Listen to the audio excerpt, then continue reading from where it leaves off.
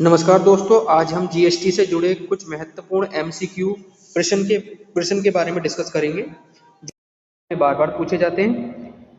तो चलते हैं हम अपने पहले प्रश्न की तरफ। पहला प्रश्न है, जीएसटी का पूरा नाम क्या है? Option a general sale tax, goods and service tax, goods and service tax. इसमें ऑप्शन दो goods and services tax and government service tax. इसमें ऑप्शन नंबर बी आपका सही होगा, गुड्स एंड सर्विस टैक्स।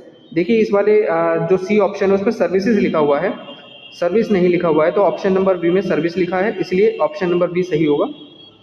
अगले प्रश्न की तरफ बढ़ते हैं। भारत में जीएसटी किस वर्ष लागू किया गया था? 2015, 2016, 2017 या 2018? देखिए भारत में जीएसटी जब लागू किया गया था 2017 में लागू किया गया था, तो ऑप्शन नंबर सी आपका सही है। प्रश्न नंबर 3 है, जीएसटी लागू होने की तिथि। अभी पिछले प्रश्न में वर्ष पूछा गया था कि कौन से वर्ष लागू किया गया था, इस प्रश्न में पूछा गया है कि कौन सी डेट को लागू किया गया था। 1 जनवरी 2017, 1 अप्रैल 2017, 1 जुलाई 2017, 1 अक्टूबर 2017। तो इसमें ऑप्शन नंबर सी आपका सही हो जाएगा, 1 जुलाई 2017। अगला प्रश्न है प्रश्न नंबर 4, जीएसटी एक प्रकार का है प्रत्यक्ष कर, अप्रत्यक्ष कर, प्रगतिशील कर, प्रगामी कर। तो जो जीएसटी है वो आपका अप्रत्यक्ष कर कहलाता है, जिसको इनडायरेक्ट टैक्स भी कहा जाता है। आगे है, निम्नलिखित में से कौन सा जीएसटी का घटक नहीं है? घटक पूछा गया है तो सी जीएसटी भी इसका घटक है, एस जीएसटी भी इसका घटक है, आई जीएसटी भी इसका घटक है। सी जीएसटी आपका केंद्र सरकार वसूलती है, जिसको central goods and service tax कहा जाता है। एस जीएसटी स्टेट गवर्नमेंट वसूलती है, जिसको state goods and service tax कहा जाता है। आईजीएसटी जब हम कोई बिजनेस कर रहे होते हैं और दूसरे राज्य से माल मंगवाना या माल बेचना ये कार्य होता है, तो वहाँ पर आईजीएसटी लगाया जाता है, लेकिन अब वैट नहीं लगता है। तो इसमें पूछा गया था कि निम्नलिखित में से कौन सा जीएसटी का घटक नहीं है, तो वैट जीएसटी का घटक नहीं है, तो ये आपका ऑप्शन नंबर डी यहाँ पर सही हो जाएगा, जो घटक नहीं है। अगला क्वेश्चन नंबर 6 है, अंतरराज्यीय आपूर्ति पर कौन सा जीएसटी लगाया जाता है? अंतरराज्य का मतलब होता है कि एक राज्य से दूसरे राज्य में जब हम सेल करते हैं तो वहाँ पर कौन सा टैक्स लगाया जाता है। सी जीएसटी और एस जीएसटी दोनों टैक्स एक ही राज्य में अगर सेल और परचेज हो रही है तब लगाया जाता है, लेकिन जो आई जीएसटी है तब लगाया जाता है जब हम एक राज्य से दूसरे राज्य में अपना माल बेचे या खरीदते हैं। तो यहाँ पर ऑप्शन नंबर सी सही हो जाएगा, क्वेश्चन नंबर 6 का आई जीएसटी।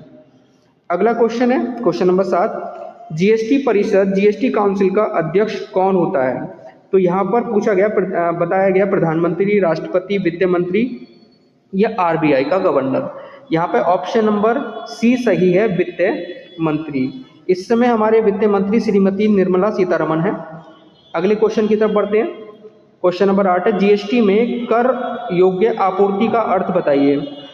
केवल वस्तुओं की बिक्री, केवल सेवाओं की आपूर्ति, वस्तु और सेवाओं दोनों की आपूर्ति। देखिए जीएसटी जो लगाया जाता है वो वस्तु और सेवा दोनों पे लगाया जाता है, तो यहाँ पर ऑप्शन नंबर सी सही हो जाएगा। जीएसटी कर योग्य आपूर्ति का अर्थ पूछा गया था, तो वस्तु और सेवाएं यानी कि गुड्स और सर्विस दोनों पर ही टैक्स लगाया जाता है, इसलिए ऑप्शन नंबर सी हमारा सही हो जाएगा। अगला क्वेश्चन है क्वेश्चन नंबर 9, जीएसटी के अंतर्गत पंजीकरण अनिवार्य होता है जब वार्षिक टर्नओवर हो, यानी कि जीएसटी में आपको रजिस्ट्रेशन कराना अनिवार्य है जब वार्षिक टर्नओवर आपका 20 लाख रुपए हो। ऑप्शन इसमें 10 लाख भी है, 15 लाख भी है, लेकिन हमारा आंसर आपका 20 लाख रुपए होना चाहिए, तो सी ऑप्शन सही होगा। क्वेश्चन 10 है, जीएसटी परिषद में कुल कितने सदस्य होते हैं? Option A 30, B 31, C 33, D 35। देखिए इसमें ऑप्शन नंबर बी आपका सही है, जो आपके जीएसटी परिषद में सदस्यों की संख्या होती है वो 31 होती है।